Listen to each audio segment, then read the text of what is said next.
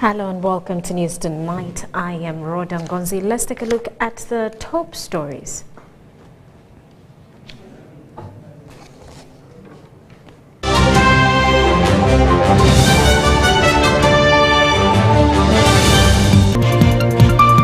Museveni receives a brief from Dr. Rhoda Ngonzi on Russia-Ukraine peace mission talks. UPDF captures 14 women in night crossfire with ADF under the command of Abuakasi. While government releases 4.8 trillion shillings for the first quarter, financial year 2023-24, and Mbarara Archbishop Emeritus Paul Bakyenga dies at Zambia Hospital.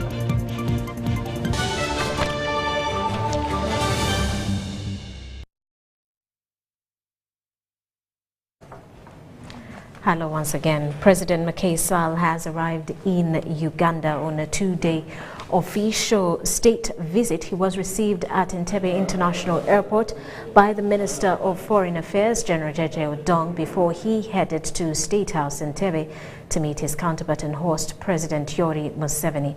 On arrival at State House Entebbe, the visiting president inspected a guard of honor before going in for closed-door talks with his host. Addressing the press shortly after, President Sall expressed his gratitude for the warm reception and emphasized the need to strengthen bilateral cooperation between Senegal and Uganda in various sectors, including trade, security, and intelligence. President Macky Sall of Senegal hailed President Museveni for being a freedom fighter who has dedicated his life to ensuring peace and security prevail, not only in Uganda, but East Africa and the entire African continent. President Sall emphasized the invaluable wisdom and experience of older generations in the struggle for independence, highlighting President Museveni's role as one of Africa's esteemed leaders.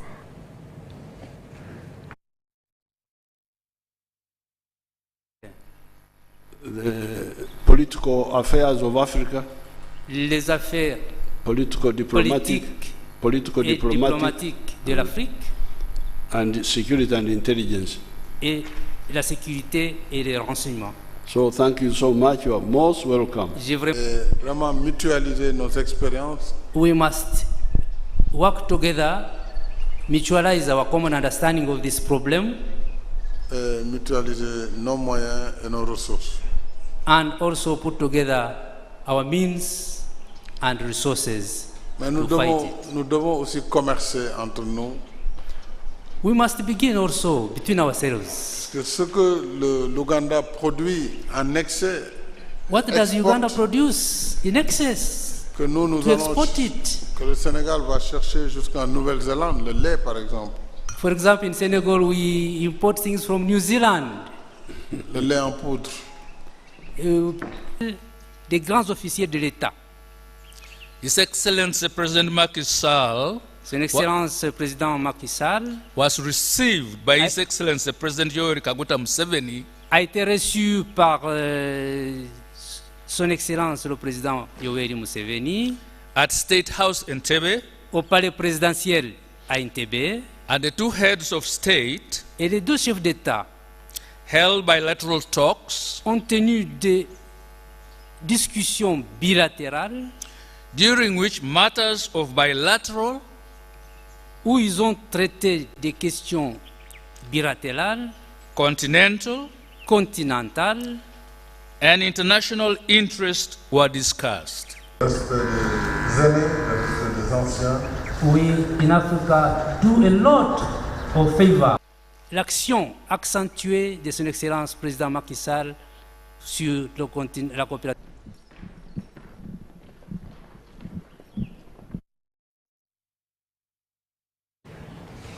Now, President Yoweri Museveni has received a brief on the Russia-Ukraine peace mission talks that were held last month in the two warring countries. The peace mission talks were aimed at resolving the ongoing conflict that has negatively affected the whole world economically.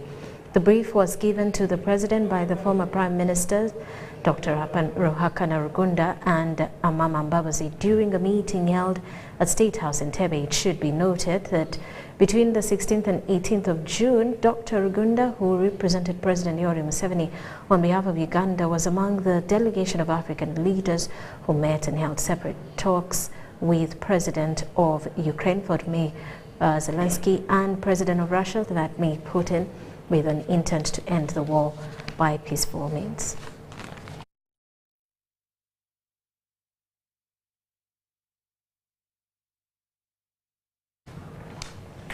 Now, the First Lady and Minister for Education and Sports, Janet Museveni, has advised young people to pursue the path of sexual purity and self-leadership, wise use of media and technology. She appealed to them to apply godly views in all their choices to live successful and meaningful lives. Let's take a look. The first of its kind was organized on the backdrop of the Regional Youth Summit for Northern Uganda, held at Sacred Heart Secondary School in Gulu under the theme, My Life, My Responsibility. And this was organized by the Organization of African First Ladies for Development Uganda, with support from Uganda AIDS Commission, the National Population Council, and the Global Leadership Summit Uganda.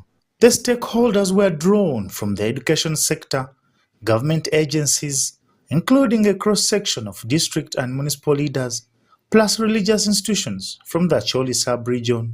The First Lady expressed pleasure at meeting leaders with a mutual passion for the protection and development of the younger generation. She noted that God is interested in building a critical mass of leaders, including children, who have a passion for the development of the nation. I want to use this opportunity really to thank you, because you have been here, you've given some of your time to discuss issues that affect our children and to see how we can guide them along their lives so that they become useful, meaningful members of our society and responsible leaders tomorrow. Hope that indeed we are going to give this struggle our all so that we can be proud when we are no longer able to do so much, but when we see these young people in future doing more than we can do now, we'll be proud for the humble contribution we made in the building of our homeland. She urged the leaders to take their work seriously, saying that her burden for the nation's education drives her to pray every day for the character development of the next generation. Later on, the First Lady went ahead and addressed a mass gathering of over 3,500 student leaders, head teachers, and Gulu district and city officials during the closure of a 2-day life skills training for students from 10 districts in the Acholi sub-region that was hosted by Sacred Heart Secondary School in Gulu. This too was organized by the Organization of African First Ladies for Development, with support from the Uganda AIDS Commission, the National Population Council, and the Global Leadership Summit Uganda. And this was held under the theme, My Life, My Responsibility. The First Lady urged the young people to do everything in their means to resist the devil so as to avoid being drilled through the media, modern-day technology, and other evils. She further cautioned them against negative peer influence from the company one keeps on life's journey. So please resist the root of evil and be cautious of people, including peers, who want to entice you into a lifestyle that disregards your values and your dreams to succeed. She observed that globalization through the media has the ability to corrupt minds and advised the young people to use the media with caution and wisdom. When you want to make a very important decision in your life, what do? You may have two options in front of you, and you want to make a decision to take one of the two. What do? The Bible tells us that you let the peace in your heart be the umpire to help you to make a decision. Think about those two options you have. What gives you peace? You may think, I may go there, but I'm not so sure. But here, I feel I can do this. This seems to give me peace. When you have peace about an issue you want to make decisions about, then you take that decision. That's the advice we get from the Bible. Mrs. Museveni advised the young people to always seek guidance and advice from parents, guardians and their teachers before consulting peers. She explained that parents and guardians are the first guides in a child's life, regardless of their socio-economic status or education level, while the head teacher and teachers are the learner's guide at school. Talking about the True Love Weight Cards, a sexual purity campaign which she pioneered in the 90s, Mrs. Museveni pointed out that virginity is God-given and once given away, it can never be regained. The headmistress Sacred Heart Senior School, Senior Helen Lamuna, appreciated the First Lady for convening the summit and providing young people with life skills to help them build morality and focus on their studies. Baguma William, UBC.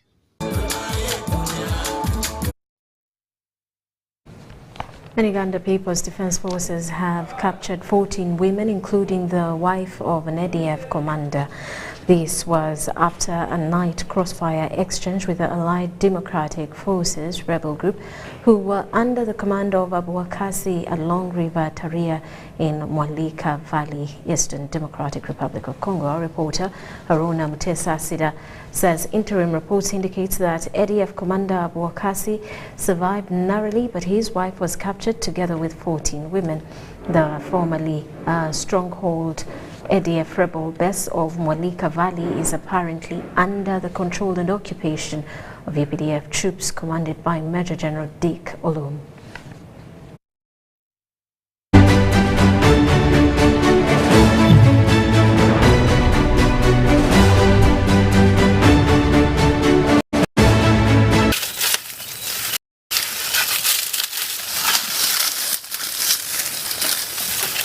This is UPDF mobile unit striking Mwalika Valley after a tip of about ADF rebels' presence within the vicinity. Guns pointing toward the edges of the valley, moving slowly but cautiously maneuvering through the jungles towards River Taria. At the convergence of River Taria and River Semriki, UPDF engaged the first contact of ADF rebels at 11 p.m.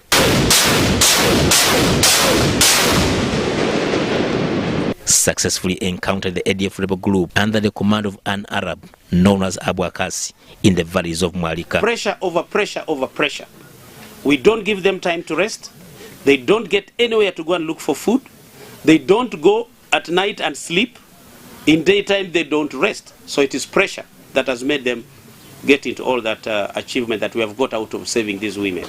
Another section of UPDF mobile unit laid an ambush for the ADF splinter group under the command of the most wanted Abu Wakasi as the group attempted to cross River Taria. What has happened is a good lesson that we should insist now to fight both day and night. And now we have already informed our leaders that the operations which the ADF was doing at night to steal food has taught us that we can as well fight them in the night, during the night time, and we are going to achieve more.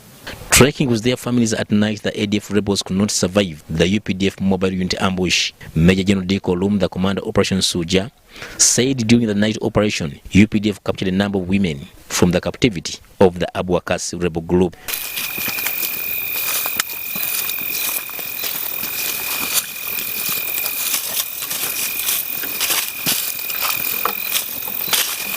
That in a night operation, a very rare operation that we do in the night, ambushed a team of the ADF under the command of Abu Wakasi, and during that process, the main fighting team of Abu Wakasi ran in disarray, and of course the women, who were 15 in number, who could not run, remained behind and they got captured by our forces. It was so lucky that we didn't kill most of them because our target was to kill the fighters. But Luckily enough, we realized that there were women. So out of the 15 who were captured, one unfortunately got badly injured and she died. But at least the 14 we captured, 2 of them were a bit injured, which we think we are treating them, but they were all brought out of that mission from Walika Valley. The wife of ADF Commander Bwakasi was among the 14 captives, and despite the fact that one of the potential captives died in the crossfire, UPDF recovered important ADF materials which could be useful in providing leading clues to the whereabouts of the other ADF commanders still at large. Since the ADF attacked Luwiri Senior Secondary School on 16th June 2023, UPDF has intensified its joint operations, patrolling Walika Valley during day and night. Haruna Mutesasira, reporting for UBS News inside DR Congo. And government has released 4.8 trillion shillings for Q1 expenditure of financial year 2023-24. Permanent Secretary, Ministry of Finance, Rhoda Ngonzi, says the timely release will foster government operations.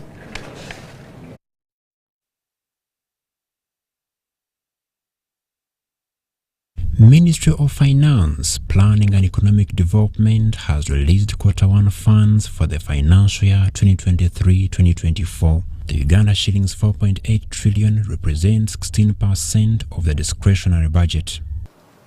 The expenditure limits for Q1 of this year were derived based on the work plans and procurement plans of the ministries, departments and agencies, as well as local governments, and the available resources for Q1.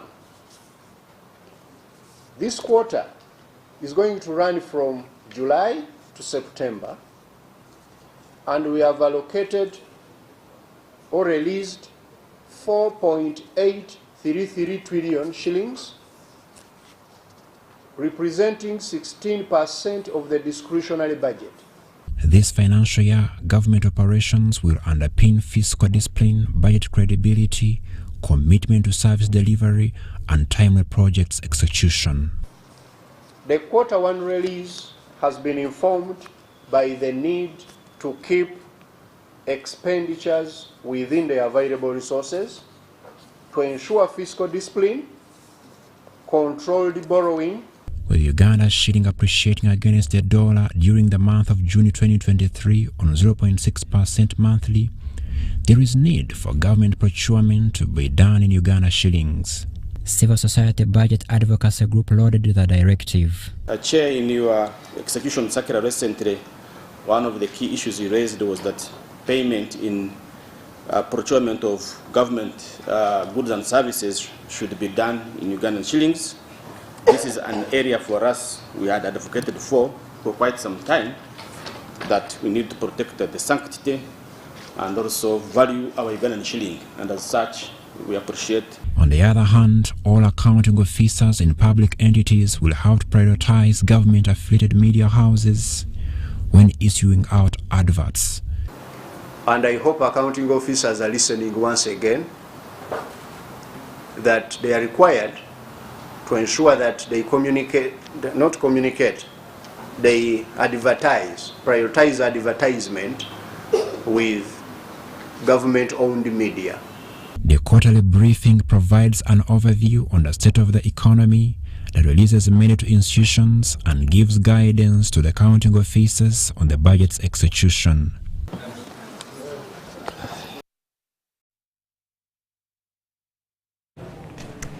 Now, Mbarara Archbishop Emeritus Paul Kamuza Bakyenga died in the morning at Nsambya Hospital in Kampala, where he had gone for his routine health review. Bakyenga died at the age of 79. The Archbishop has been battling diabetes since 2009. Bakyenga last appeared in a public gathering on the 22nd of April 2022, when the Mbarara Archdiocese was ordaining priests and deacons at a function which was also attended by the Prime Minister, Robina Nabanja.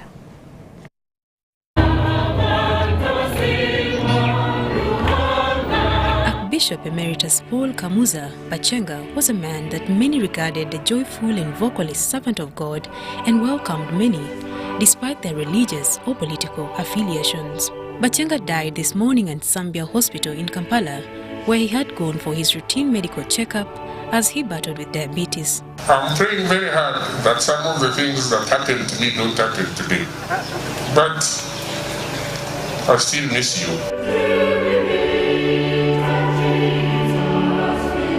Bakyenga was born in Bumbaire sub-county in Bushenyi district. He served as an Archbishop in Mbarara for 21 years before he retired in 2020 when his illness couldn't allow him to officiate Mass. He was later succeeded by Lambert Bainomjisha as the Catholic Ecclesiastical of Mbarara with 5 dioceses.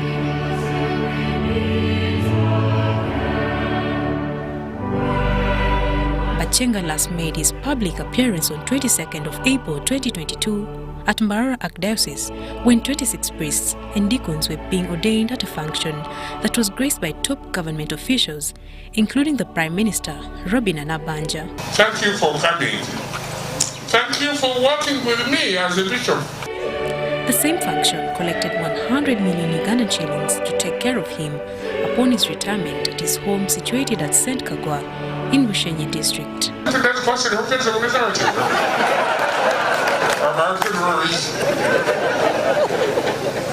I want to warn you first. Don't follow me today, I don't have that money. But I know wherever they have put it will eventually reach me, or I will have to decide for it. While addressing the congregation, Bakyenga had to thank Christians who kept on checking on him as he battled with the illness. I want to thank you. Abantu bingi bagumisha kundeba nintura rushenyi ukawazira Mariona agambira Archbishop weza kutura rushenyi kokati kumanya bwire bundi amareyo ahakuba nduwe ya rushenyi biredisha ida sigire yo kubanza yoshandire hati nabana kuna benyine tukonyine hati. Bakyenga also thanked President Museveni for always being there for him during his tenure. Bakyenga also had to appreciate the Catholics and people in Mbarara for developing the town, which has since been elevated into a city status. Okutunguka kwetawuni yitu na kwenu kutangaza. Ukija Mbarara kalia katawuni, kisa kailika municipality, ngwenu kachenzi na capacity. It's fantastic. Several government dignitaries, politicians, business people, church leaders have eulogized Bakyenga as a servant of God whose left gap shall never be filled. The Archdiocese of Mbarara has pronounced the death of Emeritus Archbishop Bakyenga pending communication of the burial arrangements later. But according to Catholic ecclesiastical norms, Bakyenga will be buried at Nyamitanga Cathedral inside the church.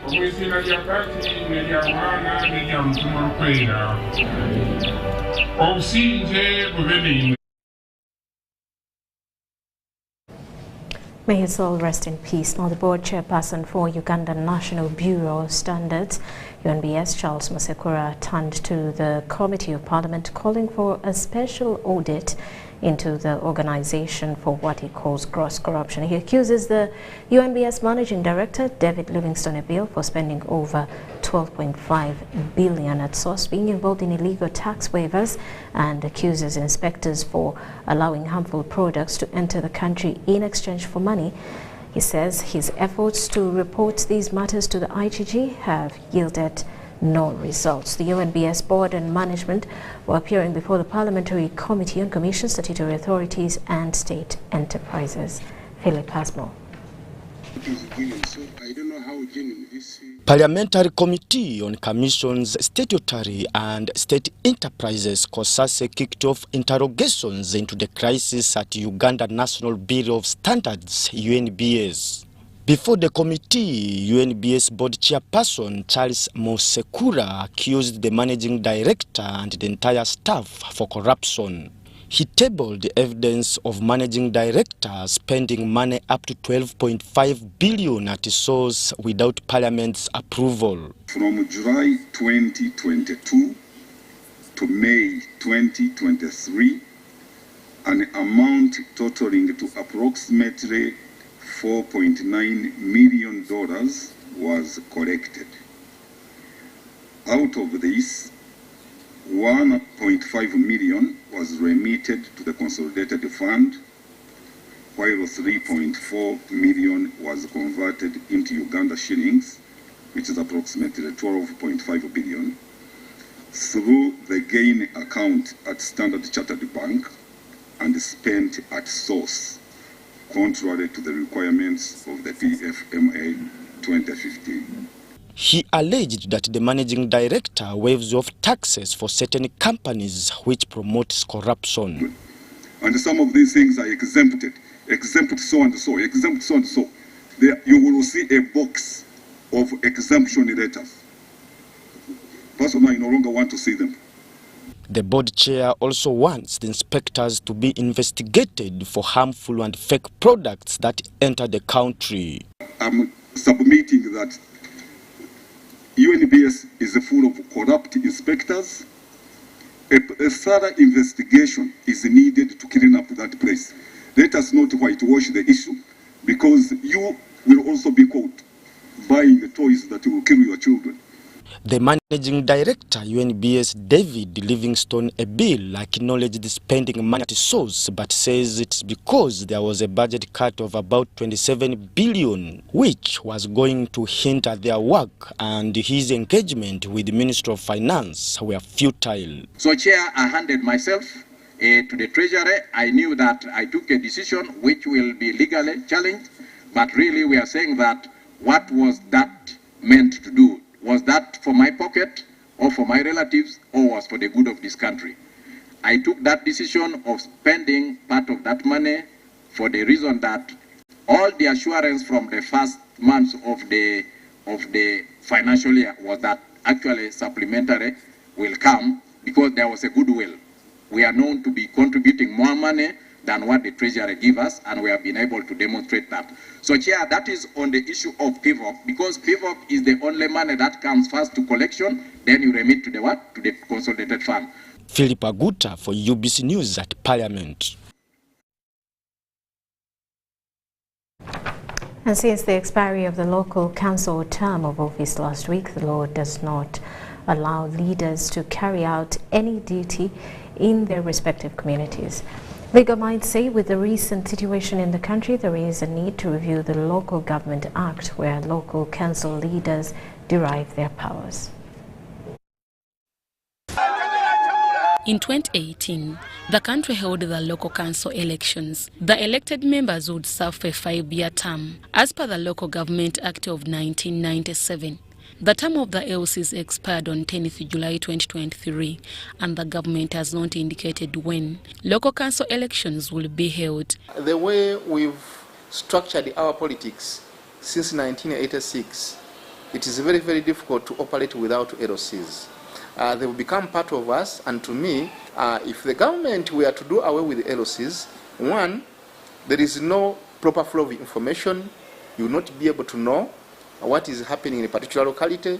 If you are going to rely on the chairperson LC3, he is very far away from the village. Last week, Minister for Local Government Raphael Magezi told Parliament that due to financial constraints, government can't conduct local council elections. And will ensure that the LOC chairpersons remain working with the necessary guidance. We'll provide that early next week. The money to conduct elections for LC1 and LC2 is not in the budget. Since there is no indication for conducting local council elections, this in turn has implications on the communities. They have the political functions, but also they have the quasi-judicial functions. There are cases, for instance, which start from LC2 being the basic administrative unit in the dispensation of justice. And that's where maybe there is a challenge. But for the political functions, certainly their term has expired. Legally, they are operating in a vacuum. But in reality, you cannot do away with them. Courts normally rely on introductory letters from the LOCs to confirm that the person who is appearing before, the person who is coming to court, is genuinely coming from a particular area. But now that there are issues with the letters, we shall leave the discretion to the court. The court will decide on what it can rely on. There are several other documents that can be relied on, like the national ID. We leave the discretion to the court to decide. When you come with a letter of a local council court chairperson, the court will look at it. If it feels that it can go by this, it will go by the same. If it doesn't, can use a document to grant bail. But certainly what will not stop is granting bail. So then when it comes to these agreements, there is no requirement that someone should go to the LOC. But a person would feel more comfortable if he went and confirmed from the LOC whether the person who is selling land is actually from that particular locality. Since local council leadership derives powers from the Local Government Act of 1997, there is a need to make review in the existing laws. And the law under which they operate has not created any situation, has not envisaged the circumstances, or in the case Electoral Commission is not able to organize elections immediately. And that's where there is a challenge. So for me, I believe it was just an oversight on the part of the legislators. And that's why we routinely have a review of these laws. I think the members of parliament have now realized that they also skipped something that was important, and I believe they are going to address it soon. Deborah Namamonde, UBC News.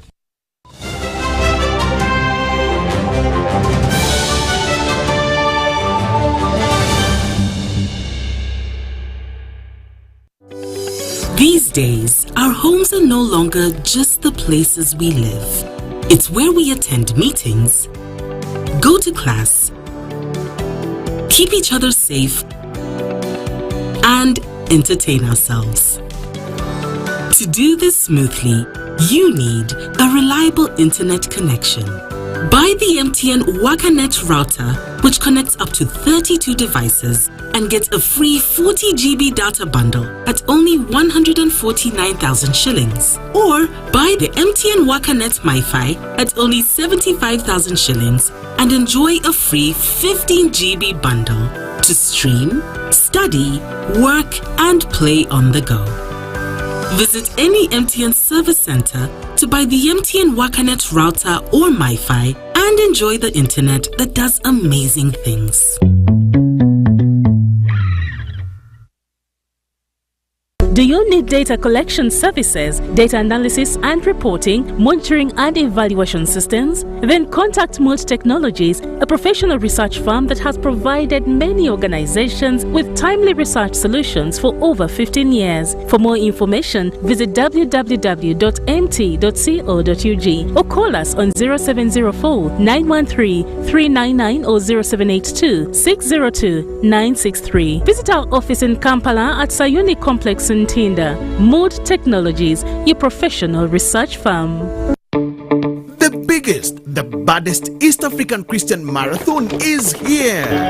Come participate at the East African Christian Marathon for a prayer run on the 13th of August 2023 at the Lugogo Hockey Grounds. Come represent your family at the prayer run and run for a good cause to build the first call center, which will be East Africa's virtual listener. Come for the prayer run alongside your pastors, leaders, representatives from Kenya, Tanzania, Rwanda, Burundi, Congo, South Sudan, and of course Uganda. Participate with Honorable Captain Mike Mukula, who is the chief runner and patron. Do not miss out on this opportunity. Make your donation for your kid now from 20,000, 30,000 and 100,000 Uganda shillings, because runs change the world. For more details, call 0781 885 055 or visit our website at www.eastafricachristianmarathon.org. Proudly sponsored by PKF, UBC, Venro Health, Aquafina, and Moving Preacher.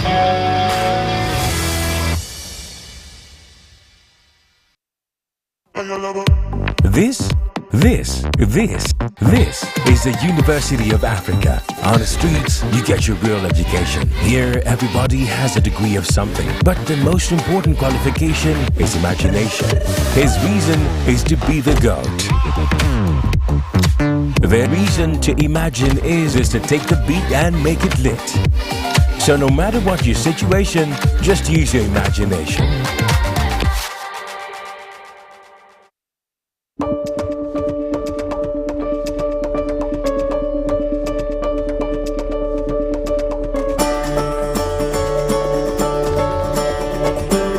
The drilling of development and production wells for the Kingfisher project in Kikube district started in January 2023, while the delivery and assembly of the 3 drilling rigs for the Tilenga project is ongoing. Enabling infrastructure works for the other required facilities, including the central processing facilities, well pads, flow lines and camps, remain on course. The produced resources will be commercialized via the East Africa crude oil pipeline, which will run from Uganda to Tanzania, and the 60,000 barrels of oil per day Uganda refinery project, which will be constructed in Hoima. These projects are bringing investment of $15 billion into the country. The Petroleum Authority of Uganda, creating lasting value in Uganda's oil journey.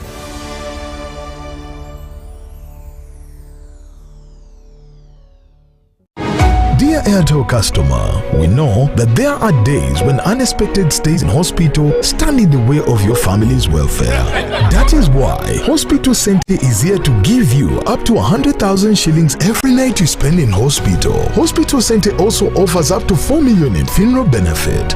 Dial *185*7*6# to purchase Hospital Center on Airtel Money for as little as 1,000, 3,000 or 5,000 shillings a month. Your cover for the first 1 month is free. Hospital Center is underwritten by Prudential and powered by Turaco. Prudential and Turaco are regulated by the Insurance Regulatory Authority of Uganda. Airtel Money is regulated by the Bank of Uganda.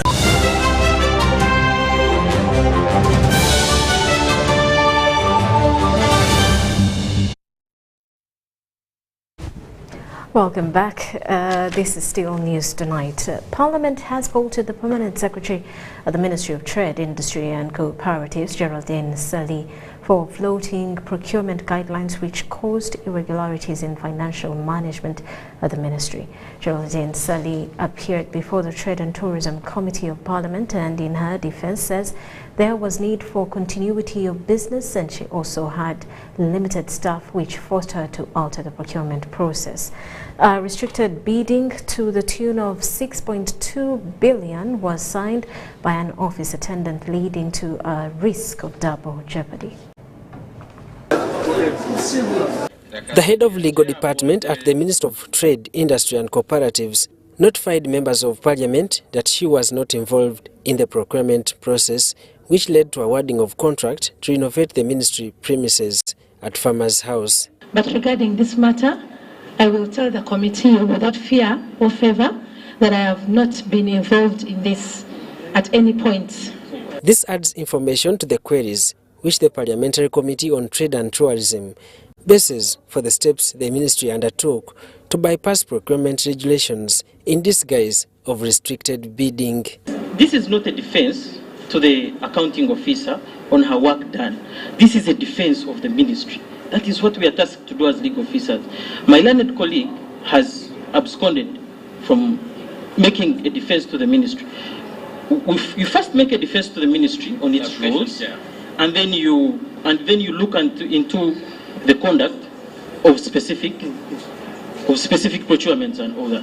The controversy over Tom Opio, the office attendant who later signed the procurement documents, prolonged the committee session, which sought for the legal procedures.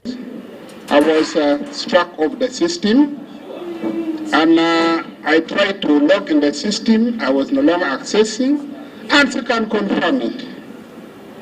So who did the procurement for the vehicles? Achwera Tom and Opio Tom. Because the Tom could be on the system when the PS is not aware. Did he get this authorization from the PS?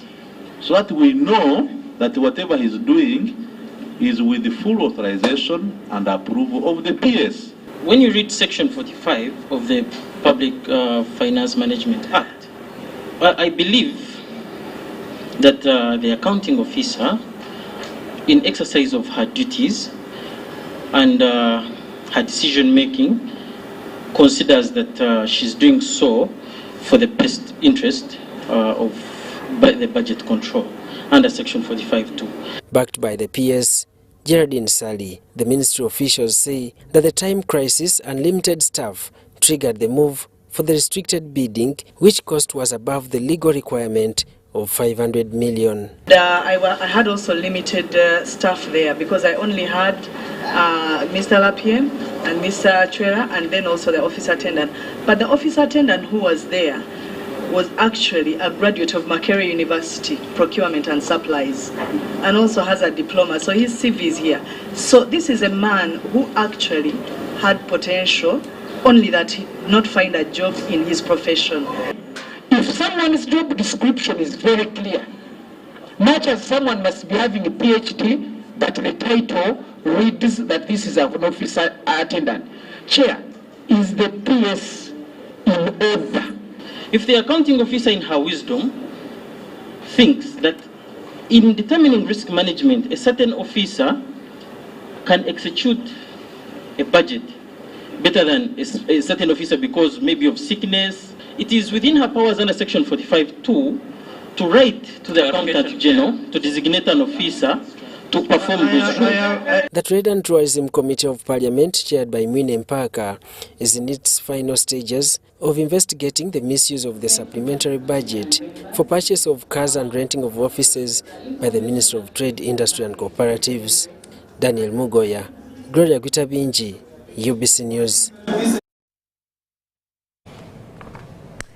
Meanwhile, KCCA has urged child rights organizations to educate them on the anti-child trafficking and street trafficking law. They want those involved in bringing the street children onto the streets apprehended. The KCCA 2022 Child Rights Violation Report shows that the number of children trafficked to the streets of Kampala has increased. KCCA is now working with NGOs to educate them on the Kampala Capital State Protection Ordinance. We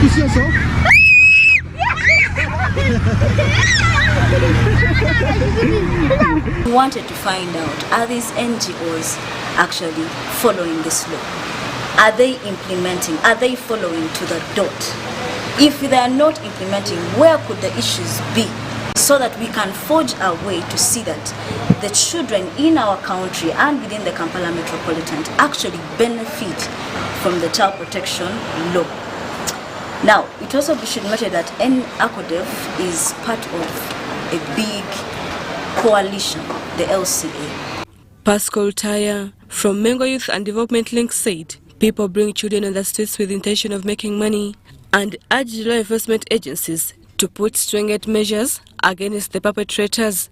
So that's why we need a lot of efforts in order to track out those people that are abusing young children so that we can change the community. And the only method, the only system is to arrest them, prosecute them in court, take them to Luzira for 20 years. But the government should come on board with strict measures in terms of guiding young people. The head of Persons with Disabilities Business Uganda, Penina Nakandi, said their parents who put their children with disabilities on the streets to earn money. Having a child with a disability, it's a blessing.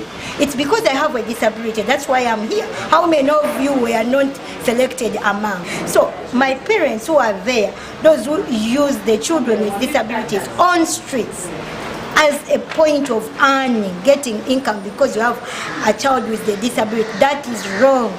The law is there and it's going to get you and you'll be penalized for that. Agre Murinda, head of Action for Community Development Uganda, said it's time for KCCA to remove children on the street. He urged child rights agencies to understand the law and disseminate it to Ugandans. We have had the cases of where we take back these children to their villages, to their mothers. A week after, we find them back on the streets. This is totally unacceptable. We encourage these individuals and these organizations that are doing this for their self-interest to stop this. It's totally barbaric, inhuman to continue abusing our children.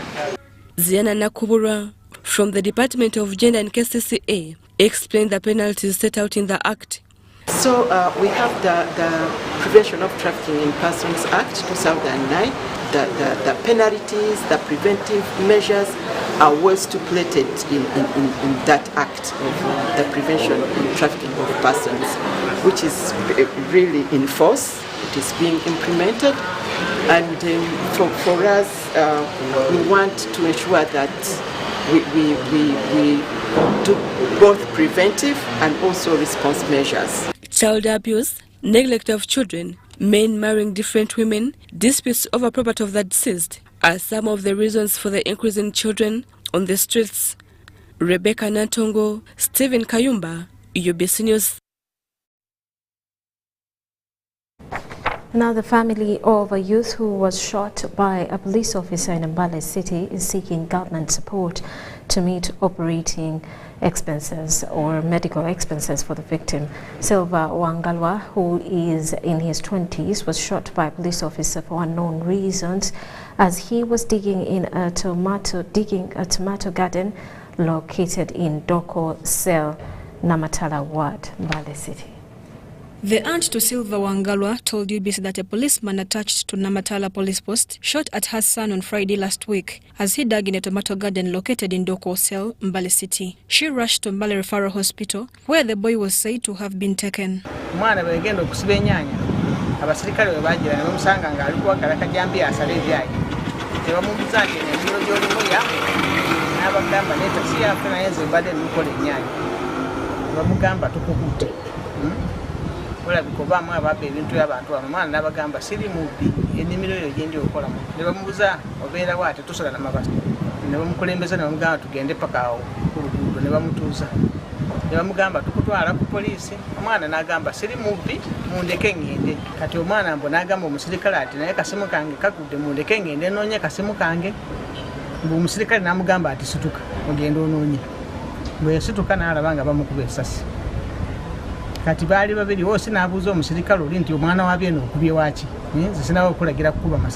Irene Wandera said her son has gone through a tough health situation as he has lived with a bullet in his bum for a week. At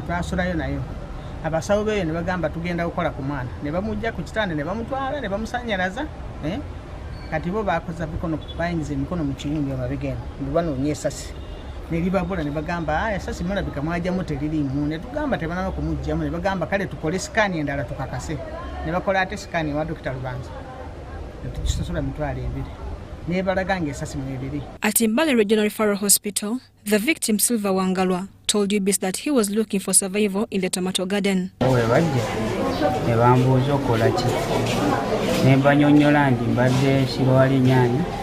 Ngenda wali kusala byayi komyewera neyongere n'okusiba nyanya abantu alapaka ku main nengamba afande kwe twali naye ngamba simu yange munnaye ndaba musawo teri mu kirabike kudde afande yanzira mu ngangamba genda gwe mwennyini situka ogenda okole ki ononye simu yo okusituka nendambulamu ebigere bibiri bisatu ne balagira nti n'omukuba esasi ne bankuba esasi. Njagala obuyambi gavumenti etukwatireko etuyambe ekisooka omusirikale tebanaba kumusiba yakuba omwana alina family talina buyambi bwona nze ndi kubonaabona nze ndina mwandu sirina sente yonna nkeera kumakya nenve ewaka nensiba mu ddwaliro ne buziba abaana bange ewaka tebali kulya. The Elgon Region Police spokesperson SP Taiti Courageous said the police investigations are underway to bring the suspected officer before the law. Our investigating officers, they're on the ground to ensure that we get to know the rightful issues behind this allegation.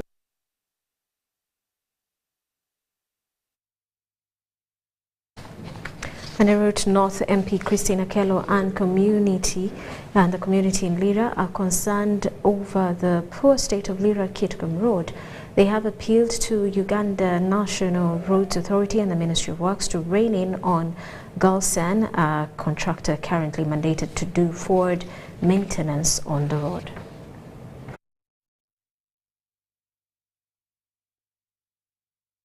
Some spots of the roadsides are eaten up, narrowing the road to less than 3 meters wide. This stretch is part of the 191-kilometer stretch Rwekunye-Apache Lira-Puranga Road, which was handed over to Gulsan Trading Company for reconstruction. The work has already begun from Apache Lira section. However, locals and a Rute North Member of Parliament have expressed bitterness in the poor state of the Lira-Poranga stretch, which should have been undergoing forward maintenance. The MP says it is not implemented, and locals say the eaten roads have become death traps. Yesterday, but two, there's a PB when I was passing there. They fall down there. They almost die. I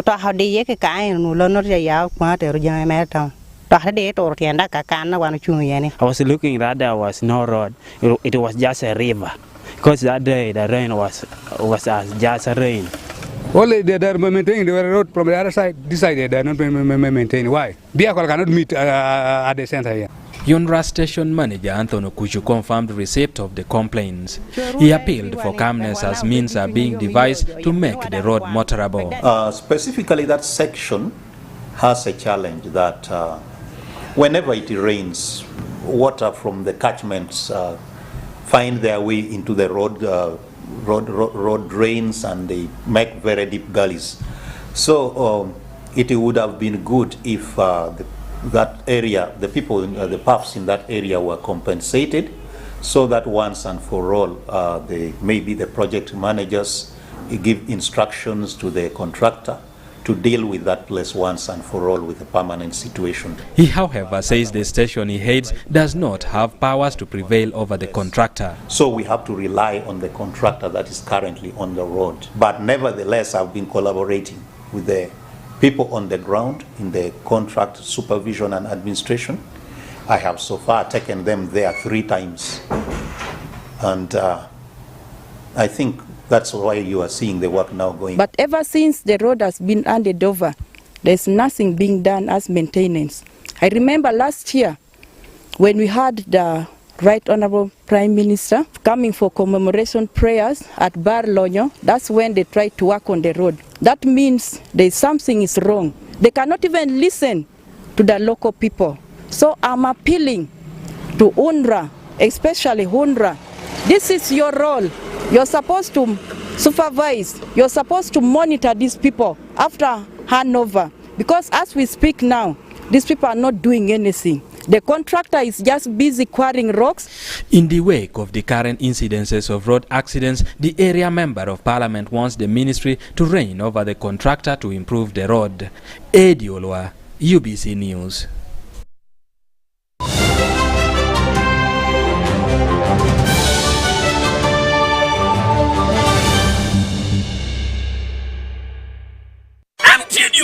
Uganda waraji batusako manrane chikona tena tekobu seko season yakuna savu July kuma Mount Papa's Hall musaswe kwa MTN Mobile na July Afro Club ekasangati ateyo yonoku yingi na mutwalo bavujinidwa mu sente Talent Africa Victoria University Suzu Property Consultants Pepsi Max Uganda waraji ne MTN.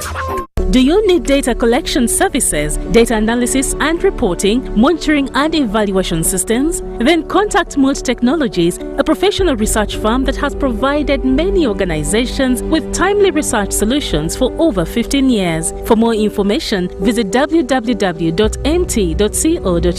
or call us on 0704 913 399 or 0782 602 963. Visit our office in Kampala at Sayuni Complex in Tinda. Mood Technologies, your professional research firm.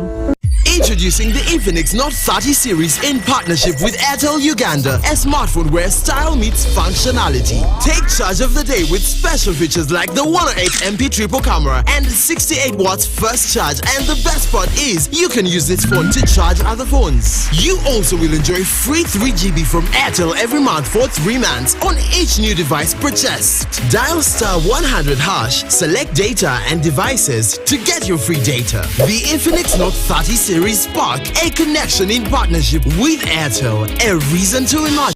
Road traffic crashes is one of the leading causes of death among young people aged 5 and 29 years. In 2022, Uganda registered 21,473 crashes, out of which 4,534 people died and 15,227 seriously injured. 22 people die every 100 crashes, and on average, we lose 12 people daily. Legacy Road Safety Initiative, in partnership with KCCA, Ministry of Works and Transport, Ministry of Health, Uganda Police Force, Red Cross, Rosaku, Boda Boda Industry Uganda, have organized the second Road Safety Marathon for the crash victims to help create awareness, build cohesion among stakeholders, train first responders at black spots, and support a health facility. The marathon will take place on the 23rd of July 2023, starting at 7 a.m. from Nakasero Primary School grounds. Book your kits at 25,000 from Legacy Road Safety Initiative offices located at Old Kampala Chicken House, 2nd floor, room 18, or 8th Street, Safeway, Rightway offices, Total Energies, Ovino Mall, Boda Boda Industry Uganda, or visit www.lrs-initiative.org to register. Call 0752-605-479 or 0776-598-817 or 0414-698-675. Proudly powered by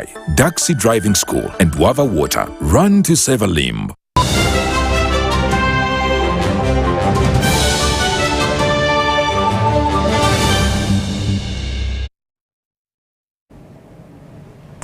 And on business news, women in Arua district have formed parish savings groups in order to improve their household income.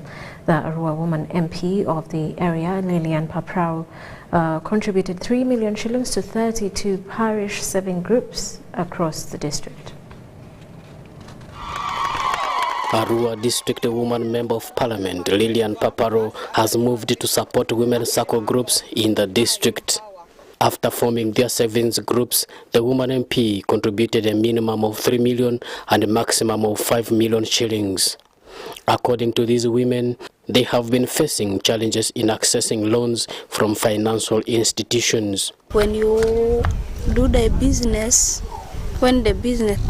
sometimes it collapses because nowadays women are the ones buying food items at home. That comes the time when your properties will be confiscated. We usually take loans from banks, but you go there, they'll ask you ID, they'll say next of kin, they'll say what. Then we are grateful to have this money within our parish without asking your ID, without asking your next of kin. Lilian Paparo explains that her initiative was possible with the help of sub-county leaders across the district. The women of Ora, because I have seen we have groups, but small groups at village level, a clan group and something like that. So I met the district female councillors, I met the sub-county level councillors to share an idea with them. So I told them I have a package. Because one, it is to motivate, but two, it is also to put the little together. However, this money remains as a capital for the various groups, which members can borrow with a 10% interest rate that accumulate for the same group. And we intend now to translate that into a district circle. So we want this money collected, but it should multiply. It is not money that people will be using at the end of the year. You divide all, you go and buy meat, clothes, and it is over. No, this is money which will be there. Later, what will be divided will be the dividends or the interest got. Currently, out of 32 parishes in Arua district, the woman MP has supported 17 parishes.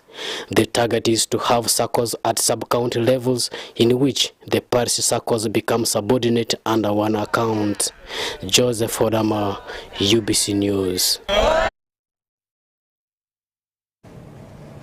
Ernst & Young Global Limited has released an updated report on the data protection and privacy awareness of the country. This report gives a foundational element around the situation of companies' status through data protection and privacy to improve the cybersecurity in Uganda. 2 years ago, the Uganda Data Protection and Privacy Law was implemented. This helps to enable the regulation of organizations' information that is stored in a way to tighten cybersecurity in the country. This is a very, very important observation which organizations would need to embed as part of their own internal governance processes and programs to ensure that not only are their employees aware, but also it is converged and extends to the organizations and the citizens across. One of the actions we are going to take is to raise awareness on the requirement under the law to report those breaches, but also to sensitize those organizations on how to avoid those breaches. I know within the financial sector and the insurance sector and many of these sectors, they already have frameworks that they are improving. What is important is to support them to make sure that we have less of these breaches. There is an increase in the consent given from organizations to the public, as these entities are advised to continue this practice before the next survey. Of course, what we have noticed is that there are certain teething issues that are coming out, which I think would need to be addressed. One of them is more around understanding what consent is. And we've noticed that whilst there are so many, there's been an attempt, but there are disparate measures that have been taken around getting consent from the citizens of this country. And as a result, there are certain challenges that have come. You should provide enough information to the data subject or to the individual whose data you're collecting to ensure that they are informed before they make that decision. The report indicated that 70% actually provide for consent, which is a good development, and it's something that we should applaud and just ensure that we, at the next survey, we have at least 80 to 100% providing for that consent. Organizations and individual stakeholders are assured about the safety of their data and privacy. Marshall Miro, UBC News. And Uganda Broadcasting Corporation has trained staff in Karamoja sub-region and UBC Totori and TV on media coverage for PDM funds monitoring. UBC Technical Advisor and UBC PDM leader, team leader, Dr. Constantine Bitwaichi says the training equips staff with knowledge to disseminate the correct information to the public. Here, hold your certificate. The UBC Totore FM in Karamoja, which is located in Moroto, to meet our staff of UBC to ensure that all staff are aware about this project, to ensure they know what their roles are supposed to be, so that they give correct information to the population, to the beneficiaries in the rural areas, in the languages, 5 languages here in the Karamoja. The staff here are going to be, first of all, given more skills, and 2, they are being given correct information, but also the information on finance, on the PDM funds is supposed to be generated from the Ministry of Finance, or Ministry of Local Government, from the PDM Secretary, and other peer coordinating ministries. So all this information we are planning to be meeting with the communication officers from these other MDAs that coordinate PDM pillars, so that information will be flowing in seamlessly from the generators to UBC, and that UBC team will be generating this information regarding funds monitoring to our people down there, especially the beneficiaries and other stakeholders, so that the PDM funds monitoring is going to be a role played by everybody. But UBC staff must first of all provide information to all our people down there in the rural areas. And even in the town, people don't understand PDM. So the first case is UBC team, UBC staff is supposed to be educating the masses about the personal model funds monitoring and other implementation modalities. Yes. Then hold your certificate nicely and show it.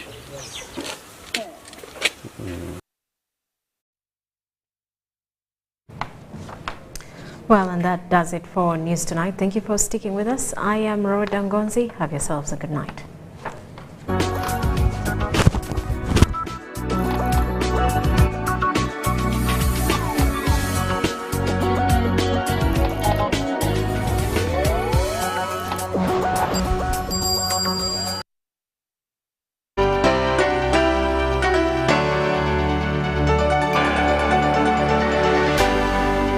UBC, inspiring Uganda.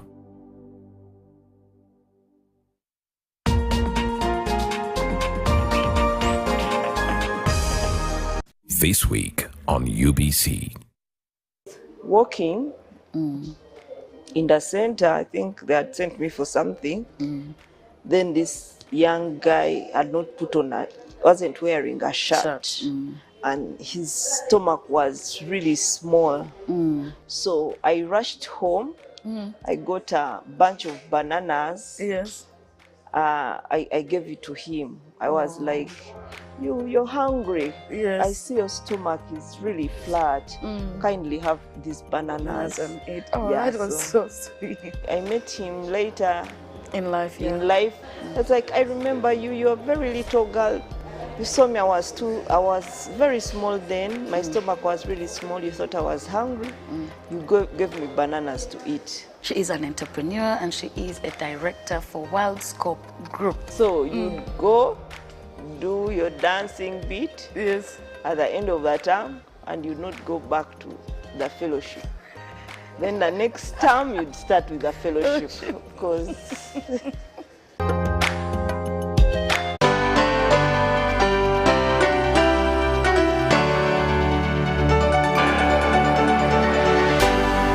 UBC,